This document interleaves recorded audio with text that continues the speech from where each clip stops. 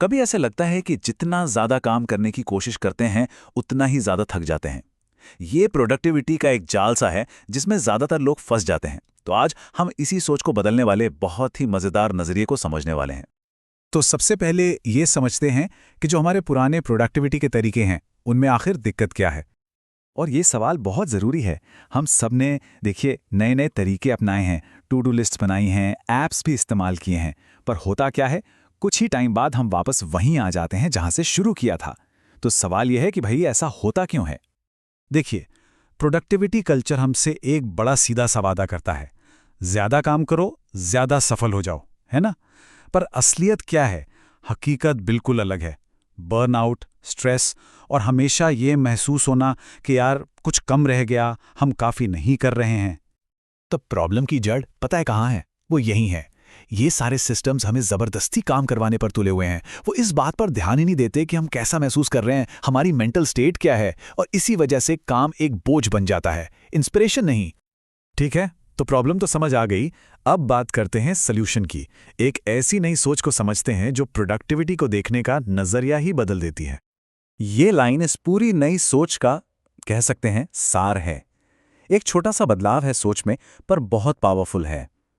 Idea ये है कि सफलता से खुशी नहीं मिलती, बल्कि जब हम खुश होते हैं तब सफलता मिलती है। इसी को कहते हैं जॉयफुल प्रोडक्टिविटी या आनंदमयी प्रोडक्टिविटी। ये एक ऐसा तरीका है जिसमें अच्छा महसूस करना, मतलब इमोशनली और मेंटली अच्छा फील करना, अच्छे काम का रिजल्ट नहीं है, बल्कि उसका कारण है। जब हम अंदर से अच्छा महसूस करते हैं तो बढ़िया काम तो अपने आप हो जाता है। और इसे करने के कुछ बड़े ही सिंपल से तरीके हैं, जैसे अपनी क्यूरियोसिटी को इस्तेमाल करना, काम में कुछ फन ढूंढना, खुद के प्रति थोड़ा दयालु होना, गलतियों पर खुद को कोसना नहीं, और सबसे जरूरी, सिर्फ अपना टाइम नहीं, अपनी एनर्जी को मैनेज करना। चलिए अब एक ऐसे फ्रेमवर्क को देखते हैं जो इस पूरी सोच को एक्शन में बदलता है। और ये बहुत ही सिंपल और याद रखने में आसान है।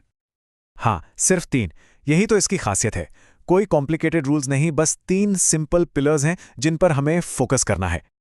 तो ये 3 पिलर्स हैं: मोटिवेशन, एफिशिएंसी और कंसिस्टेंसी। मतलब हम प्रेरित महसूस करें, अपने काम को अच्छे से ऑर्गेनाइज करें और बिना थके, बिना बर्नआउट हुए लगातार काम करते रहें। जब ये तीनों चीजें एक साथ काम करती हैं तो बड़े रिजल्ट्स अपने आप आते हैं। तो इस पूरी बातचीत का निचोड़ क्या है? सबसे जरूरी बात क्या निकल कर आती है?